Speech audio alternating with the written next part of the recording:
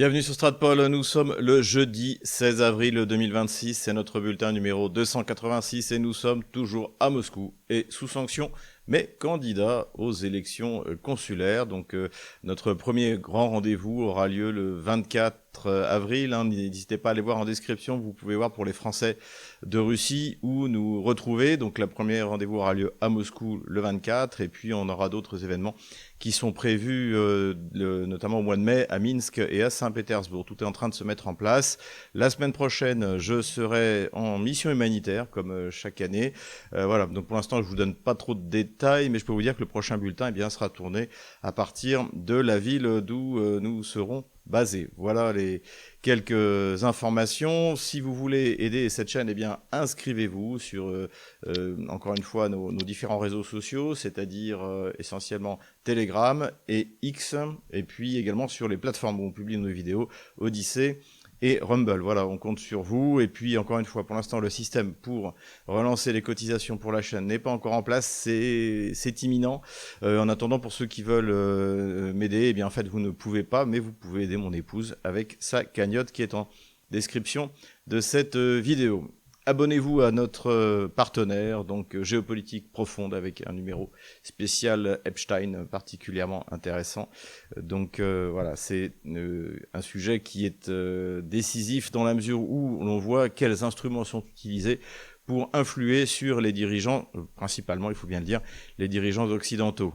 Un petit mot supplémentaire sur les élections consulaires. Donc, il y aura bien une liste Jordan Bardella, puisque le RN, après avoir fait une standing ovation devant Zelensky, qui appelait ouvertement à fermer les sociétés françaises à Moscou, en Russie, Renault, Auchan, Leroy Merlin avait été nommé. Donc, standing ovation de la part des députés RN, puis ensuite envoi d'armes, et puis ensuite envoi de financement, évidemment, de cette guerre. Malgré tout, Jordan Bardella présente une liste aux élections consulaires.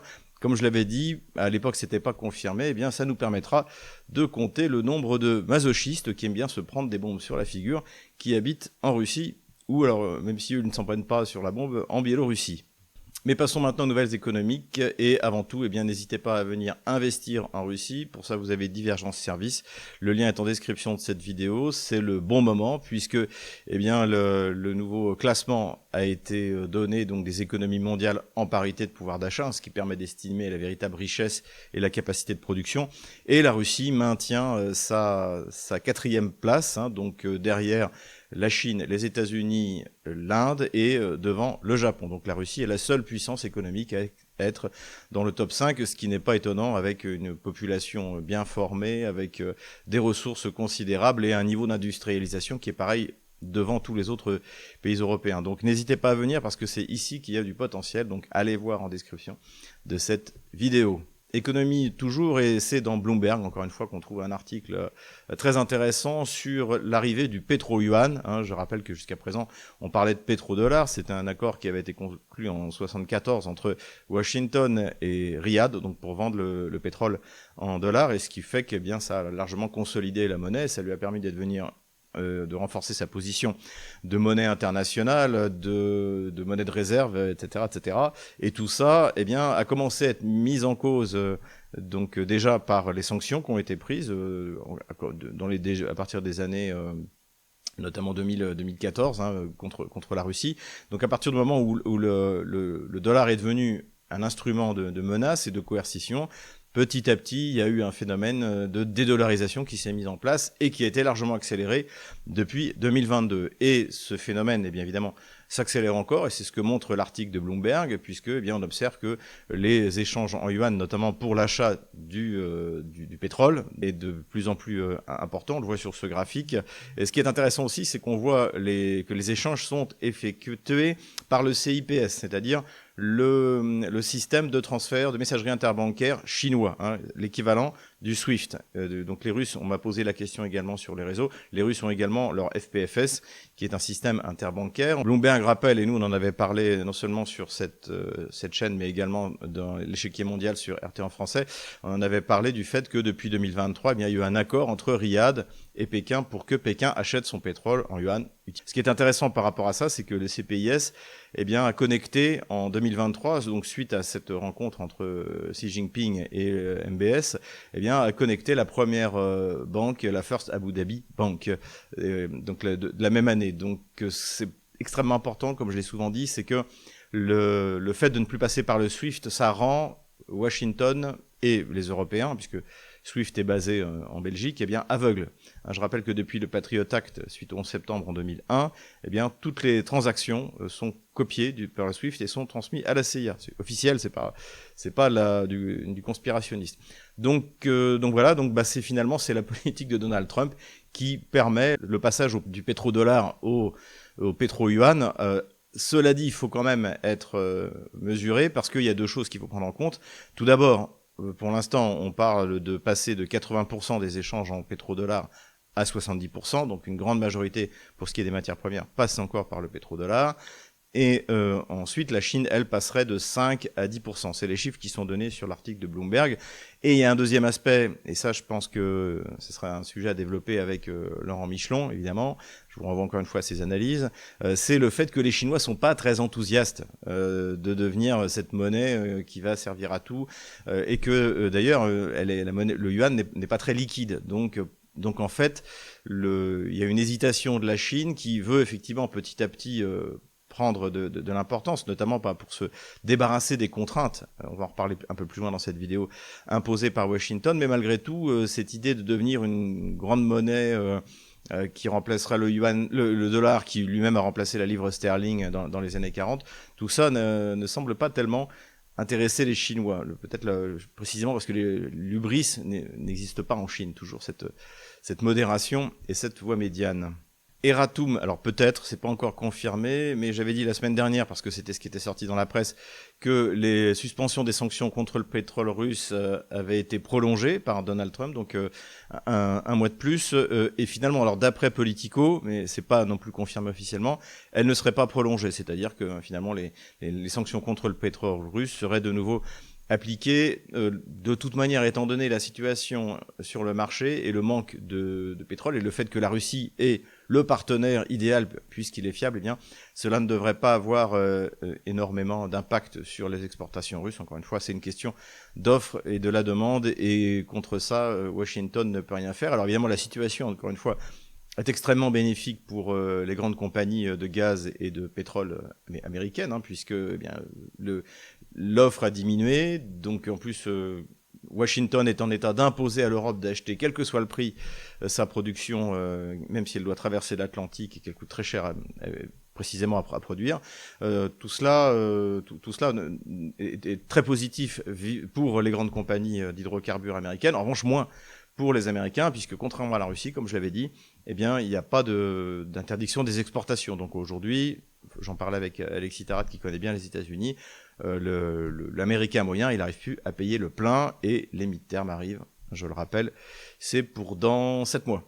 Malgré les grandes déclarations de la dictature bruxelloise, je rappelle, c'est elle qui m'a mis sous sanction, la condamnation sans procès, sans défense, c'est Kaja Kallas qui l'a signé. Bien, malgré les grandes déclarations de Kaja Kallas et de Van der Leyen, l'Europe a importé depuis le début de l'année 97% des méthaniers qui partaient de Yamal LNG. Yamal LNG, c'est un grand projet en Arctique, on en a souvent parlé, et donc dans lequel a largement investi notre géant pétrolier national, enfin le nôtre, l'État français n'est pas le seul actionnaire, mais en tout cas il en a un contrôle assez étroit. Et d'ailleurs cet investissement qui a été décidé en 2013 montre qu'il a été une très bonne idée, puisqu'aujourd'hui il approvisionne massivement l'Europe. Et on ne voit pas comment, en 2027, précisément, les pays européens pourraient s'en passer, surtout avec ce qui se passe en ce moment en Iran et dans le détroit d'Ormuz. Mais de toute manière, étant donné la position géographique, si jamais les Européens ne veulent pas de ce gaz européen, les Chinois, les pays asiatiques seront preneurs de leur côté. Pas de problème pour ça. Encore une fois, le PDG de Total, Pouyanné, l'avait dit sur Bloomberg, d'ailleurs, il y a à peu près 6 mois. Voilà. Si jamais l'Europe se ferme au gaz fiable et bon marché russe, on trouvera des clients en Asie qui, par conséquent, augmenteront leur compétitivité. Et puis, tant pis pour l'industrie européenne, pour ce qu'il en reste. Économie enfin, malgré la bonne place de la Russie dans le classement des économies mondiales en parité de pouvoir d'achat, eh bien Vladimir Poutine n'est pas content que les objectifs qu'on lui avait donnés, les chiffres qu'on lui avait donnés, qu'avait donné la Banque centrale, le ministère des Finances, ne soient pas atteints les 2 premiers mois. Comme on l'a dit la dernière fois, les 2 premiers mois, notamment en raison de la baisse des prix de l'énergie, sont pas bons pour l'économie russe. Donc il y a l'effet évidemment pétrole, mais ça qui avait été plus ou moins anticipé, qui de toute manière va être annulé vraisemblablement par tout l'argent que va remporter la Russie. Donc depuis le début mars, ensuite ça continue au mois d'avril. Le baril d'Oural était encore à 116 $. Donc, de ce côté-là, il y a pas de problème. Mais en revanche, les indicateurs qui ont été fournis, et moi je pense que, et j'espère que c'est la Banque centrale et Madame Nabulina qui sont dans le collimateur, c'est-à-dire que, en fait, les taux d'intérêt délirants qui ont été imposés à l'économie russe en 2025 ont tué le business. Et que donc, il est temps d'en sortir, mais que, évidemment, on peut pas en sortir rapidement, parce que si tout d'un coup, vous mettez des taux d'intérêt trop bas, les Russes vont sortir leur argent, donc la masse monétaire a doublé depuis 2022, et donc, on va avoir une inflation, parce que tout le monde va vouloir acheter une nouvelle voiture, une Dacia, un appartement, etc., et que rien n'est, notamment les nouveaux appartements, très peu, les projets de développement sont quasiment arrivés à zéro. Donc voilà, malheureusement, le problème de l'économie russe, c'est pas les sanctions, c'est la politique qui a été suivie par la Banque centrale, on l'a dit, et visiblement que Vladimir Poutine en parle ouvertement, c'est-à-dire que là, il a décidé de s'en occuper. Je pense aussi c'est lié au fait que, malgré tout, on arrive à la fin de l'opération militaire spéciale et que donc des choses qui étaient tolérées par Vladimir Poutine, notamment on lui avait promis que ça baisserait l'inflation, donc ces taux élevés. Eh bien, aujourd'hui, hein, c'est plus suffisant. L'opération militaire spéciale, encore une fois, finissant, et je pense qu'on va avoir une reprise en main et d'arrêter les délires de la Banque centrale. Enfin, en tout cas, c'est ce que j'espère. Aujourd'hui, hein, cela dit, on peut quand même encore placer son argent à 13% dans les banques, hein, toujours. Par rapport à Divergence Service, si ça vous intéresse, vous pouvez venir faire un tour, ce qui est quand même mieux que le livret A. Voilà pour l'économie. Politico-stratégique maintenant, et j'ai failli annoncer que la grande nouvelle politico-stratégique de la semaine, c'était la défaite massive, colossale, catastrophique de Viktor Orban face à Péter Magyar. Mais en fait, je ne le dirai pas. C'est une nouvelle extrêmement importante, mais finalement, ça n'a pas du tout l'impact que j'imaginais, je le reconnais, que ça aurait pu avoir notamment dans la relation entre Moscou et Budapest. Ce qu'on peut dire, c'est qu'effectivement, il y a des grands perdants, donc les perdants, ça peut être Pékin, puisque, encore une fois, Budapest, avec l'Espagne également, sont 2 grands pays dans lesquels la Chine a investi pour entrer sur le marché européen. Donc on va voir ce que ça va donner. Malgré tout, la Chine a énormément investi. Ce serait quand même dommage pour Budapest de se priver d'un tel niveau d'investissement. La Russie. Évidemment, la Russie avait un partenaire avec qui elle s'entendait bien. Szijjártó, donc le futur ancien ministre des Affaires étrangères hongrois, s'entendait bien avec Sergei Lavrov. Il n'y a pas vraiment de bonnes relations. Et il y a des grands projets énergétiques, donc notamment la centrale nucléaire de Pâques. Donc les 2, je crois, réacteurs en construction et ceux qui sont déjà en fonction, qui ont été construits à l'époque soviétique.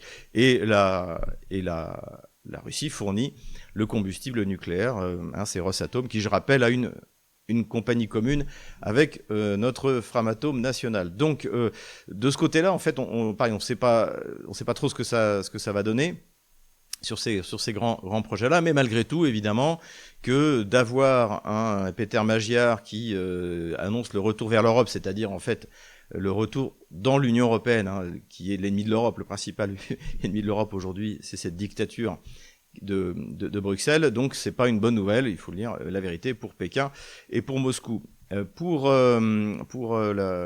Évidemment, les nationalistes européens, c'est une très mauvaise nouvelle, parce que Orban était un eurosceptique. Il était conscient que, évidemment, comme la Hongrie, comme la Pologne, les pays baltes et quasiment tous les pays d'Europe de l'Est, eh bien, sont des contributeurs négatifs, c'est-à-dire qu'il y avait beaucoup d'argent à prendre dans la poche de Nicolas, de Helmut et de Giuseppe, et donc pourquoi s'en priver? Sauf que cet argent, sous Orban, était bloqué. D'ailleurs, je pense que c'est un élément qui a été assez décisif pour l'électorat hongrois la perspective de voir tout cet argent débloqué. Donc pour les nationalistes européens, c'est une mauvaise affaire. Alors Marine Le Pen, qui n'est pas une nationaliste, hein, le RN est un parti de centre-gauche, c'est en gros le programme commun de François Mitterrand de 1981, mais elle avait apporté son soutien à Orban, et eh bien je pense qu'elle a bien fait, c'est que pour une fois elle a été loyale. Et c'est dommage qu'en 2022, elle n'ait pas été loyale vis-à-vis de Vladimir Poutine, qui avait accepté de la recevoir en 2016 alors qu'elle n'était rien. Parce qu'en plus, aujourd'hui, au moment où la Russie est en train de dominer militairement, économiquement, etc., elle aurait pu tenir le discours. Je vous l'avais bien dit en 2022, c'est la faute de Macron qui n'a pas fait appliquer les accords de Minsk, il faut surtout pas mettre de sanctions, pas livrer d'armes. On en est loin. Elle a fait exactement ce contraire de ce qu'elle aurait dû faire avec la Russie. Mais là, avec Orban, au moins, elle s'est montrée comme un allié loyal. Donc c'est pas plus mal. Voilà. Donc et puis l'autre grand perdant, c'est J.D. Vance, qui a été envoyé donc soutenir Viktor Orban, et puis qui donc simultanément où les négociations avec l'Iran échouent, eh bien se prend un nouveau revers. Il est aujourd'hui le premier vice-ministre, le premier vice-président américain le moins populaire de l'histoire des vice-présidents.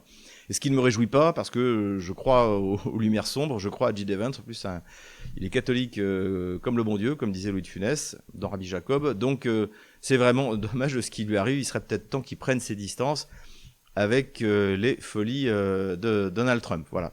Et les gagnants, eh bien, c'est au moins symboliquement les européistes. Donc, d'ailleurs, Van der Leyen, il était félicité par Emmanuel Macron. Donc, tous les gauchistes d'Europe se réjouissent. Voilà ce qu'on peut dire sur les gagnants, sauf que les premières déclarations montrent qu'on en est loin. Tout d'abord, sur la question purement européenne, eh bien, finalement, Bruxelles met des conditions pour libérer les quelques dizaines de milliards d'euros qui sont bloqués. Donc, réforme judiciaire, migration. Or, on va le voir, mais Péter Magyar est un nationaliste, lui, hongrois, mais il vient du Fidesz. Et donc, et également les droits, soi-disant droits, des LGBT. Donc ça va être intéressant de voir comment est-ce qu'il va gérer ça, est-ce qu'il va l'accepter, est-ce que le fait qu'il ait simplement déclaré qu'il retournait en Europe, dehors la Russie, etc., va suffire pour débloquer les dizaines de milliards. Étant donné le fanatisme au niveau de la Commission européenne, notamment sur les questions LGBT, c'est loin d'être gagné. Mais surtout, c'est sa position vis-à-vis de la Russie, qui même si elle est ouvertement hostile, d'ailleurs, la Russie a dit, Peskov, porte-parole, a dit qu'il ne féliciterait pas Péter Magyar parce que désormais la Hongrie est un pays hostile. Mais en fait, sur les questions concrètes, notamment énergétiques, et même de l'armement, eh bien, c'est la même position que Viktor Orban. Sur l'armement, il a dit que la Hongrie ne livrerait pas d'armes. Sur l'énergie, il a dit que la Hongrie exigeait la réouverture de l'oléoduc Druzhba, donc celui que Orban exigeait d'être réouvert, souvenez-vous, et que Zelensky ne voulait pas réouvrir. C'est également une exigence de la Slovaquie. Et d'ailleurs, il a expliqué que de toute manière, du point de vue énergétique, étant donné la position géographique de la Hongrie, faire sans, c'était pas possible. Et Zelensky, en conférence de presse commune avec Friedrich Merz, a dit que l'oléoduc, donc qui était irréparable, serait réparé d'ici fin avril. Що стосується нафтопроводу, як ми обіцяли, до кінця квітня він буде відремонтований, не повністю, але достатньо, щоб функціонувати. Він буде функціонувати? Так. До кінця квітня. En ce qui concerne les 90 milliards de dollars, Magyar a dit que ils autoriseraient donc cet emprunt qui doit être encore une fois emprunté sur les marchés pour être donné gratuitement à l'Ukraine, et donc mais que de toute manière la Hongrie n'y participerait pas. C'est exactement ce qu'a dit Orban. Orban a validé les 90 milliards, mais ne veut pas que la Hongrie en dépende, exactement comme la Slovaquie. Et si Orban avait mis son veto, c'était encore une fois à cause du blocage de l'oléoduc de Druzhba. Donc en fait, sur l'armement, sur les questions économiques et énergétiques, le Magyar dit exactement la même chose qu'Orban. Donc finalement, pour la Russie, c'est juste qu'en face, ils ont quelqu'un qui est plutôt désagréable avec eux, mais ça n'a pas de conséquences sérieuses. Et enfin, pour conclure sur Magyar, je voudrais parler de son parti qui s'appelle Tisra, je sais pas, je prononce pas très bien. Bon, qu'est-ce que c'est que ce nom? En fait, c'est le nom d'un fleuve. Et comme vous le voyez sur cette carte, eh bien, c'est un fleuve qui parcourt le nord de la Hongrie et qui va ensuite du côté de l'Ukraine, de la frontière ouest de l'Ukraine, dans les zones précisément où il y a des Magyars, des Hongrois, minorités hongroises qui sont persécutées, comme toutes les minorités en Ukraine. Et donc c'était d'ailleurs un des combats de Viktor Orban, donc pour protéger ces 150 000 Hongrois qui vivent à cause de Staline. C'est Staline qui a pris ces morceaux-là, qui les a mis à la République socialiste soviétique d'Ukraine, créée par les bolcheviks, rappelons-le encore. Et donc ce qui est quand même intéressant, c'est que donc ce fleuve, qui est le nom du parti de Peter Magyar, laisse entendre qu'il y a toujours quelques petites ambitions sur ces territoires qui, quelques moments dans l'histoire de la Hongrie, notamment après la Première Guerre mondiale, ont fait partie du territoire hongrois. Donc évidemment, on peut s'imaginer que si l'Ukraine ne résiste pas à la défaite militaire et que finalement le pays s'effondre et qu'il est morcelé par exemple, ce qui restera de l'Ukraine en fait, c'est les régions de l'Ouest, c'est-à-dire la Lvov, la Galicie et la Volhynie, dirons-nous, et que le reste prend son indépendance ou une autonomie très large, tout reste possible et vraisemblablement Peter Magyar n'est pas une excellente nouvelle pour Zelensky. C'est d'ailleurs ce qui finit par ressortir dans la presse internationale, en disant finalement si c'était ça pour ça. C'est pour ça qu'en fait finalement ce n'est pas le grand événement géopolitique de la semaine, parce que les conséquences, en tout cas au niveau géopolitique, au niveau intérieur de l'Union européenne peut-être un petit peu, on verra, encore c'est même pas certain, mais au niveau géopolitique global, ça ne change rien du tout. Et c'est une très bonne nouvelle. Géopolitique toujours, on a appris par le porte-parole du Kremlin, Dmitri Peskov, donc qui donnait une interview sur un média indien, que la Russie avait proposé sa médiation pour s'occuper de l'uranium enrichi iranien. Et ça, c'est une hypothèse, souvenez-vous, qu'on avait fait tout au début du conflit entre l'Iran et les États-Unis, et derrière Israël qui pousse, c'était de dire, dans la mesure où la Russie a un accord avec l'Iran pour développer le nucléaire civil, et dans cet accord, il est écrit que si jamais les Iraniens essayaient d'obtenir l'arme nucléaire, la Russie sortirait de l'accord nucléaire civil. L'hypothèse qu'on avait émise sur Stratpol, c'était de dire, pourquoi pas se proposer comme médiateur et prendre le contrôle de cet uranium enrichi. Et effectivement, la Russie l'a proposé.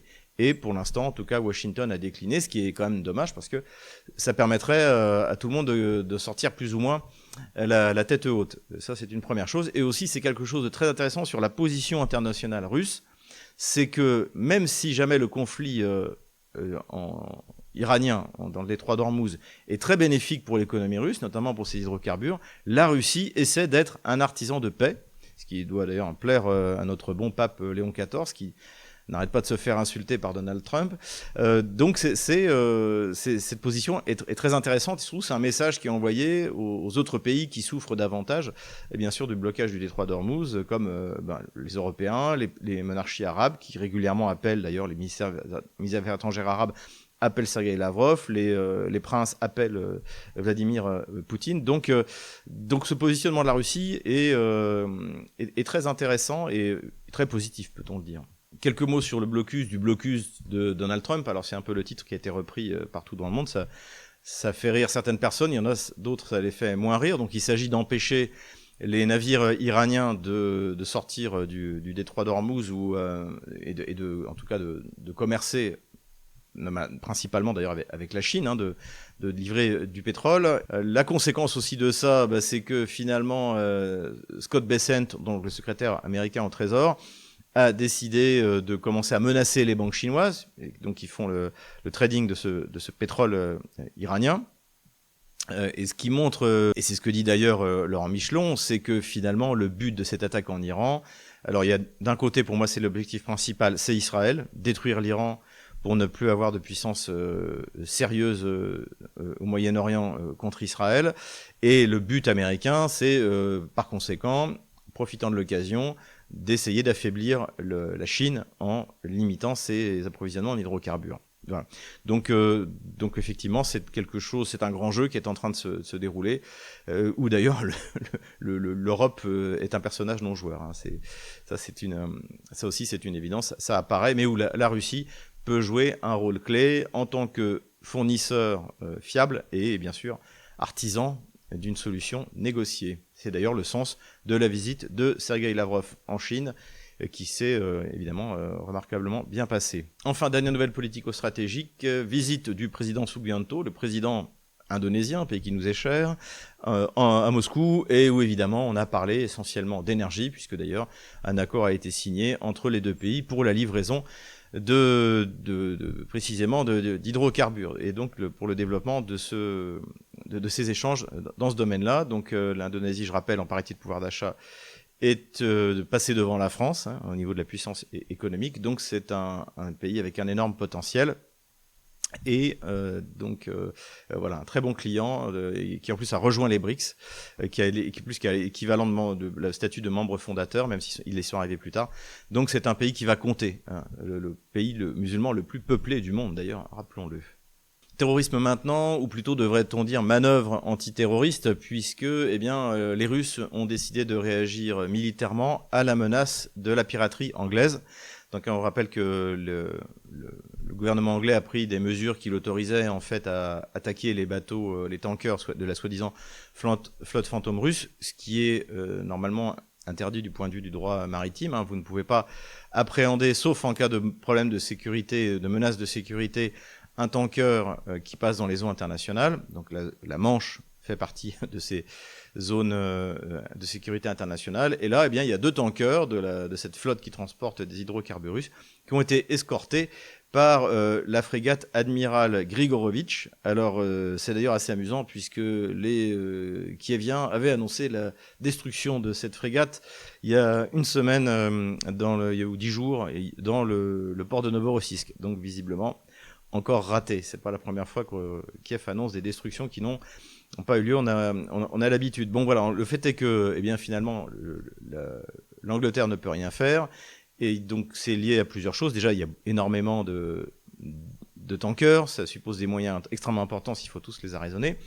Et surtout, en fait, c'est un acte de piraterie. Donc, s'opposer à la frégate russe, c'est quand même quelque chose de très compliqué. D'autant plus que la flotte anglaise est extrêmement affaiblie. On en avait déjà parlé, elle est obligée de demander aux Français de lui prêter des matelots, parce qu'ils en ont plus personne ne veut servir dans la flotte anglaise.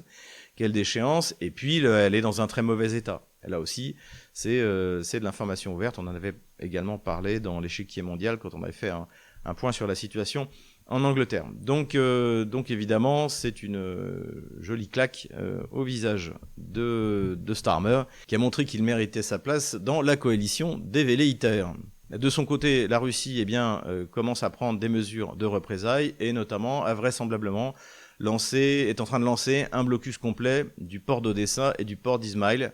Donc le port d'Izmaïl, c'est le port fluvial qui se trouve sur le Danube, qui permet notamment de recevoir des cargaisons d'Europe sans passer par la mer Noire, et également d'envoyer les cargaisons d'Ukraine sur un port roumain et pour ensuite faire du cabotage le long des côtes. On l'avait expliqué, sauf que là, vraisemblablement, ça ne passe pas, puisque des drones ont attaqué l'Adi Mars, donc qui est un bateau de fret qui transportait, je crois, du grain d'Ukraine. Donc ce l'Adi Mars a été touché par des drones, alors pas gravement, mais ça veut dire que les Russes ont décidé de répondre au terrorisme anglo-kievien par également des actes qui pourraient s'apparenter au terrorisme, puisque c'est frapper un bateau de transport civil, donc mettre en place un véritable blocus, ce que les Russes pour l'instant n'avaient pas fait. Voilà, donc à suivre, c'est un sujet extrêmement important. Armement maintenant, on reparle du projet Starlinkov, le Rassvet, donc c'est-à-dire l'équivalent de Starlink pour la Russie. On a encore parlé la semaine dernière, on avait parlé il y a 3 semaines sur la mise en orbite des 16 premiers satellites. Donc il y a eu un compte-rendu qui a été fait par Dmitry Bakhanov, donc qui est le patron de Roscosmos, qui a fait un compte-rendu à Vladimir Poutine pour expliquer les échéances. Donc il doit y avoir plus de 300 satellites en orbite à la fin de l'année. Et ce qui est intéressant, encore une fois, c'est que on voit dans les attaques de drones, on voit que maintenant les drones russes ont de nouveau, alors que Starlink a été fermé, on se souvient il y a 3-4 mois, Starlink a été fermé pour les Russes, il y a de nouveau une parfaite définition des vidéos. Les drones peuvent être la trajectoire est parfaitement modifiée sur le territoire ukrainien. Alors c'est pas sûr que ce soit lié à Rassvet, mais ça pourrait être le cas. Et en tout cas, ce qui est clair, c'est que les Russes ont trouvé la solution technologique. Voilà, il a également été question de la mise en orbite de la nouvelle station spatiale russe à partir de 2028. Donc voilà, après les dates sont modifiables. Les Russes sont partisans de prolonger la station spatiale européenne jusqu'en 2030.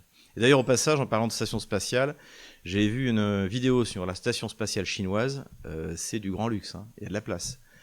Si on devait m'offrir un voyage dans l'espace, franchement, je pense que je prendrais la station spatiale chinoise. En attendant, évidemment, la station que la station spatiale russe soit mise en orbite. Armement toujours, et l'Iran a mis la main sur un système DIRCM, donc qui est un système de brouillage laser qui équipe les Hercule C-130. Comme on l'a vu, il y a au moins 2 Hercule C-130 qui ont été détruits dans ce qui était présenté comme une opération de sauvetage de pilotes américains, donc ce qui était plutôt vraisemblablement, et même quasiment certainement, une opération de coup de main pour s'emparer de je sais pas trop quoi, pourquoi pas l'uranium enrichi ou de choses sensibles. Et donc les Iraniens ont récupéré les morceaux et on va pouvoir analyser. Je pense qu'ils seront pas le seul à le faire. À mon avis, je serais pas étonné que les Chinois et les Russes mettent un petit billet pour participer à l'autopsie.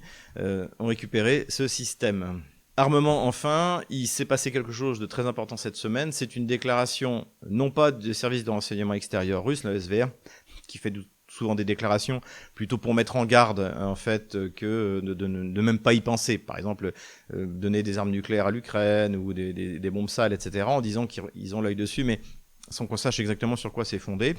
Là, c'est le ministère de la Défense russe qui a publié une liste d'usines où sont fabriqués les drones soi-disant ukrainiens. Comme on l'a dit, les drones ukrainiens ne sont pas fabriqués en Ukraine, ou alors il s'agit juste d'assemblage basique de sous-ensembles. Là aussi, on va en reparler dans notre prochaine rubrique.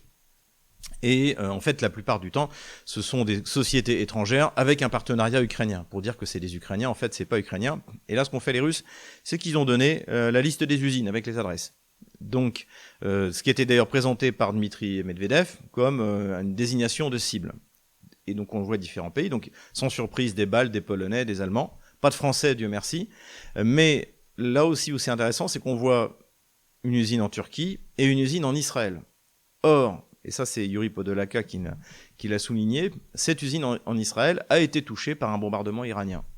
Et ça, c'est exactement ce dont je parlais depuis le début de l'opération militaire spéciale, c'est-à-dire que les Russes doivent trouver le moyen de répondre par un intermédiaire, par un proxy. Et on peut très bien supposer que cette usine, cette adresse, a été désignée comme un objectif pour l'Iran par la Russie. Donc, ce qui est une manière de riposter. Et ce qui fait qu'en fait, la riposte russe vis-à-vis de ces usines d'armement pourrait être faite par le proxy iranien ou par n'importe quel groupe. Et on peut très bien aussi imaginer que, par exemple, ces usines qui se trouvent dans les pays baltes, eh bien, dans la mesure où les pays baltes laissent survoler les drones ukrainiens sur leur territoire pour aller frapper les ports dans la Baltique, les ports russes de la Baltique, eh bien, il y a un drone ukrainien qui, malencontreusement, tombe sur ces usines de munitions. Donc, je pense que cette déclaration russe doit être prise extrêmement au sérieux. Elle est inquiétante, pourrait être une source d'escalade, mais visiblement, le comportement de la Russie vis-à-vis du terrorisme otano-kievien a changé. Escorte des convois, blocus des ports ukrainiens, et puis, pour finir, désignation potentielle de cibles qui, sans pouvoir être frappées d'ailleurs directement par la Russie, encore une fois, pourraient être frappées par des proxys. C'est peut-être ce qui s'est passé sur cette usine israélienne d'armement. L'avenir nous le dira. Empire du mensonge maintenant, et tout de suite le moment bunker. Et le moment bunker aujourd'hui, c'est Kirill Budanov, le chef de cabinet de Zelensky. Écoutons-le. Бо ще раз вам кажу, ще раз вам кажу, от всі ж наші супероборонні на даний час технології, дронові і так далі, така елементна база чия? Що там українського? Навіть 3D-принтер, на якому більшість деталей зроблено, він же теж не наш. Et oui, Kirill Budanov dit exactement la même chose que Stratpol et que le président de Rheinmetall, c'est-à-dire qu'en fait l'Ukraine ne fabrique rien et que même ces imprimantes 3D dont parlait le président de Rheinmetall, qui étaient utilisées par des babouchkas dans les appartements, eh bien elles aussi sont importées. Alors, pourquoi cette déclaration importante? Déjà, donc là, comme on le voit, comme d'autres auparavant, Budanov sort du bunker, donc le mythe qui nous est vendu. Alors dans la presse française, ils n'arrêtent plus. Ils ont même repris ce bobard incroyable de Zelensky, aussi Empire du mensonge, comme quoi il y a des robots qui seraient emparés d'une position où il y avait des soldats russes. Sans bien sûr, on n'a apporté aucune preuve. Et donc tout ça ne veut absolument rien dire. Mais donc ce mythe qui est balancé dans le Figaro, dans le Parisien, etc., des super drones magiques ukrainiens, et bien là, bim, non seulement on apprend donc qu'ils ne sont pas fabriqués en Ukraine, et en plus on a les noms et les adresses des usines, mais en plus Boudanov nous dit que même ce qui permet de les fabriquer, évidemment qu'il n'y a rien d'ukrainien. Donc ça, c'est une réalité. Donc on peut s'interroger sur le réalisme dont fait preuve Kirill Boudanov. Alors beaucoup le présentent comme un rival de Zelensky, qui pourrait prendre sa place après un départ, des élections, etc. Et depuis le début, souvenez-vous, j'ai cité dans mon livre, que je vous recommande évidemment, avec le livre à la gauche française, Ukraine, pourquoi la Russie a gagné. En janvier 2024, il fait une déclaration dans laquelle il affirme que des Ukrainiens qui voulaient vraiment se battre pour l'Ukraine étaient morts en 2022. Donc, ça évidemment, ça avait mis, c'était un peu la douche froide, puisqu'on expliquait que déjà les pertes ukrainiennes a priori étaient bien plus importantes que ce que nous annonçait, et qu'ensuite, ceux qui continuent à se battre, c'est ceux qui sont contraints. Alors, c'est pas aussi caricatural que ça, mais ça ressemble beaucoup à la réalité. Et c'était déjà une première déclaration réaliste de Boudanov, et c'est pas la première, mais celle-là qui fait, alors qu'il est encore une fois chef de cabinet de Zelensky, montre que il veut se présenter comme un candidat, encore une fois, potentiel, et il dit exactement le contraire de ce que dit Zelensky. Donc il cesse de mentir aux Ukrainiens. Et ça, à mon avis, ça peut jouer un rôle extrêmement important, et je pense que tout ça est très stratégique. En tout cas, il a raison, même les imprimantes 3D sont importés en Ukraine. L'Ukraine ne fabrique rien.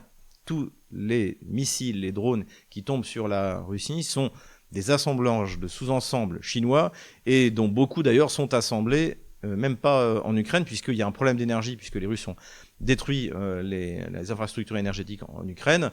Et puis là, pour les Russes, bombarder une usine de drones ou de missiles en Ukraine, c'est bien plus facile. Il n'y a pas besoin de proxy, on peut y aller directement. Donc voilà ce dont il est question. C'est pour ça que notre moment bunker est un anti-moment bunker. Kirill Boudanov sort la tête du bunker pour prendre l'air frais. Considération militaire générale toujours, je citais cette conférence de presse donc entre Friedrich Merz, le chancelier allemand, et Volodymyr Zelensky, donc qui est le chef du régime de Kiev, et dans lequel il disait que le léoluc Droujba serait réparé fin avril, mais il a dit également d'autres choses. Et Friedrich Merz également, c'est-à-dire que Friedrich Merz a confirmé que l'Allemagne continuerait à aider, à donner tout dont il y avait besoin, etc., etc. Et qu'en revanche, Kiev devait continuer à se battre. Et en fait, c'est pour ça que finalement, de quoi s'agit-il ? C'est que nous allons continuer à vous donner un peu d'argent et un peu d'armement, et en échange, vous allez vous battre jusqu'au dernier Ukrainien, et même maintenant jusqu'à la dernière Ukrainienne. Donc c'est un espèce de change de munitions contre chair à canon, on peut dire ça. C'est assez sordide, mais c'est comme ça. Dernière considération militaire générale maintenant, j'ai du mal à prendre ça au sérieux, mais figurez-vous que la Baltic Defense Initiative, je ne savais pas ce que c'était, c'est un espèce de think tank, balte, précisément, a expliqué que si la Russie décidait d'envahir les pays baltes, en fait, il pourrait régler l'affaire en 90 jours. Alors je ne sais pas pourquoi 90 jours. Déjà, si les Russes voulaient envahir les pays baltes, en fait, je vois pas l'intérêt. S'ils voulaient vraiment prendre le contrôle, il suffit qu'ils minent toute la côte balte, le long des pays baltes, et puis c'est le blocus, et c'est terminé. Donc il n'y aura même pas besoin d'envahir les pays baltes. Donc dans le truc, ils évoquent des chiffres de drones de Russes qui sont les plus puissants, et c'est extrêmement inquiétant. Mais ce qu'ils disent, ils disent quelques petites choses vraies. Ils disent quand même, en fait, en plus la présence militaire de l'OTAN, c'est pas terrible. Évidemment, c'est pas les quelques centaines de Français présents ou Allemands présents sur place qui vont changer la donne. Mais ce qui est le plus délirant dans cet exercice, c'est que donc il place ça fin 2027, et ça commence en disant fin 2027, Marine Le Pen a renoncé à ce que la France fournisse la garantie nucléaire aux pays de l'OTAN. Mais la France n'a jamais fourni les garanties nucléaires aux pays de l'OTAN. Ça n'est jamais arrivé. Même Emmanuel Macron, qui est le plus cinglé de tous les présidents qu'on a eu depuis Giscard d'Estaing, qui était toujours en train de menacer et de balancer des ultimatums. Même Jean-Noël Barrot, qui a l'air toujours plus ou moins possédé, n'a annoncé que la France partageait sa dissuasion nucléaire. C'est juste des paroles en l'air qui n'aboutissent sur rien. Mais C'est quand même intéressant que chez les pays baltes, en fait, ils vivent sur ce mythe. Donc ils vivent eux aussi dans un monde parallèle. Ça aurait très bien pu être le moment bunker. Voilà, c'était intéressant quand même à souligner. Et nous revoilà sur la carte des opérations militaires. Alors cette semaine, eh bien, c'est surtout la Russie qui a frappé dans toute la profondeur du territoire ukrainien avec des frappes combinées de missiles, de drones, contre lesquels eh bien, la DCA ukrainienne n'a pas pu faire grand-chose. Donc on a eu des frappes dans la région de Soumy, on a eu des frappes du côté de Kryvyi Rog, on a eu des frappes du côté de Kharkov. Donc c'est des infrastructures énergétiques ou des infrastructures de transport, notamment à Kiev, c'était une gare qui a été frappée. Donc là, les Russes ont frappé très fort et surtout jour et nuit, c'est-à-dire qu'il n'y a plus vraiment de limite donc pour le déploiement de ces forces. Sur le terrain, la ligne de front n'a pas beaucoup bougé, mais malgré tout, les combats font rage. C'est ce qui se passe du côté de Zaporozhye. Alors comme vous le voyez, j'ai retiré les zones d'infiltration parce que la carte ne devenait plus claire et moi je veux vraiment avoir une carte le plus simple possible, le plus accessible possible. Donc finalement ce que je fais, c'est que je redessine la ligne de front à l'avantage systématiquement des Ukrainiens. Dès que j'ai un doute, je mets à l'avantage des Ukrainiens. Donc voilà la ligne de front telle que je la reconnais le 16 avril. Voilà au niveau du sud, du front au sud de Zaporozhye. Ici, là les Russes sont en train de pousser, mais pour l'instant ça ne se voit pas sur la ligne de front. Les progressions qui sont annoncées ne sont pas certaines, mais ce qui est clair c'est qu'il y a une avancée significative. Ici, les Russes seraient en train de reconquérir cette zone-là qui a été reprise par les Kieviens en début d'année, mais encore une fois, c'est pas certain que d'ailleurs les Kieviens aient réellement repris ces zones, mais je mets la ligne de front le plus à l'avantage de l'armée ukrainienne. Voilà où on en est à peu près à cet endroit-là. Ici aussi, de gros combats en direction de Dobropila, mais la ligne de front n'a pas réellement bougé. Du côté de Konstantinovka, là j'ai mis la ligne de front à jour à l'avantage des Russes, puisque les renseignements semblaient tout de même relativement vérifiés. Donc on voit que les Russes continuent à avancer à l'intérieur de la ville. Plus au nord, les Otanokieviens ont tenté de contre-attaquer du côté de Liman, et les Russes, eux, continuent à mettre la pression. Ils essayent également de prendre la localité de Krivaluka à cet endroit-là.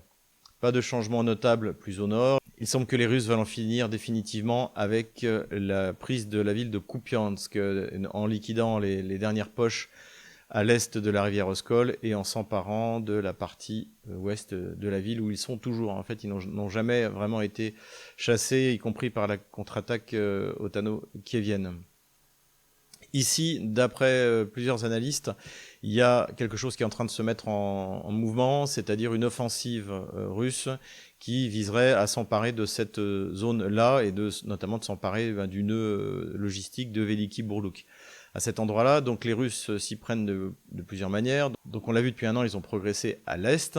Ils progressent également au nord. Ils continuent à progresser à partir de Volchansk, visiblement pour se construire une base d'assaut qui aurait à peu près cette forme-là, pour partir ensuite plein sud. Et ils ont frappé le barrage ici de Péchéné à cet endroit-là pour gêner la logistique otano-kievienne. Voilà. Ça pousse également au nord de Kharkov, et là aussi c'est pour inciter les otano-kieviens à envoyer des renforts, puisque effectivement l'armée russe approchant du côté de Kharkov serait une image déplorable pour la propagande kievienne, et on sait que dans l'armée otano-kievienne, le marketing l'emporte sur l'efficacité et l'opératif. Pareil, là aussi c'est extrêmement intéressant. Ce qui se passe, c'est que l'armée russe avance sur un large front du côté de Soumy, qui aujourd'hui est devenu le front le plus large, quasiment à 1000 km, donc sur la zone nord, quand on y inclut Kharkov. Donc il s'agit de continuer la pénétration à ce niveau-là, donc au nord de la région de Soumy, d'avancer largement vers Soumy en profitant des zones forestières ici qui protègent des drones, qui protègent l'infanterie des drones, et puis en continuant de pousser à partir de l'est. Et là, c'est là que d'ailleurs les cartographes otano-kieviens sonnent l'alarme, puisque les Russes avancent sur toute la longueur de ce front-là vers Soumy. Donc une espèce de, pas vraiment de pince parce que c'est plutôt une progression linéaire, mais en tout cas les Russes mettent des moyens, et surtout dans des zones qui ne sont pas préparées à la défense puisque les Otanokieviens estimaient avec raison que la priorité, c'est Slaviansk-Kramatorsk, ou c'est Dniepropetrovsk, la région de Dniepropetrovsk à cet endroit. Donc les Russes manœuvrent un peu bien sur toute la ligne de front en conservant l'initiative, et finalement, c'est eux qui vont décider où ils vont frapper, tandis que Kiev subit. Cela dit, ce sera la conclusion de cette carte, souligner que Yuri Podolaka, lui, craint une offensive kievienne à un endroit un peu sur le modèle de Koursk, même si d'ailleurs ça n'a pas de sens du point de vue stratégique et même opératif, mais pour faire une diversion et pour satisfaire la demande de marketing. Donc pourquoi pas une zone qui pour l'instant n'a pas été touchée, plus au nord, voilà, tout est possible. Mais en tout cas pour l'instant, l'initiative sur la totalité de la ligne de front appartient à la Russie, même si la ligne de front, encore une fois, ne bouge pas tellement. Voilà où nous en sommes le jeudi 16 avril 2026. Voilà, j'espère que cette vidéo vous a plu. N'hésitez pas à faire des commentaires sur nos plateformes Odyssey, Rumble, VK, mais également à vous inscrire sur les réseaux sociaux, c'est Telegram, c'est X, voilà, c'est extrêmement important. Et puis, encore une fois, la lettre d'information qui est gratuite. Il suffit juste d'aller sur le site, de rentrer votre email, de valider, et puis vous recevrez nos contenus, même en cas de la pire des censures possibles. Voilà, je compte sur vous. Et puis encore une fois, ceux qui veulent aider ma famille, il y a la cagnotte de mon épouse. En tout cas, eh bien, les nouvelles économiques pour la Russie sont bonnes, les nouvelles diplomatiques sont bonnes. Sur le front, c'est en train de s'échauffer. Je pense qu'on n'a pas encore réellement démarré, contrairement à ce qu'on peut entendre, l'offensive de printemps, mais c'est en train de se mettre en place. Voilà, et j'espère que pour la Russie, ce sera un signe de victoire. Donc, tenez bon, courage, on les aura.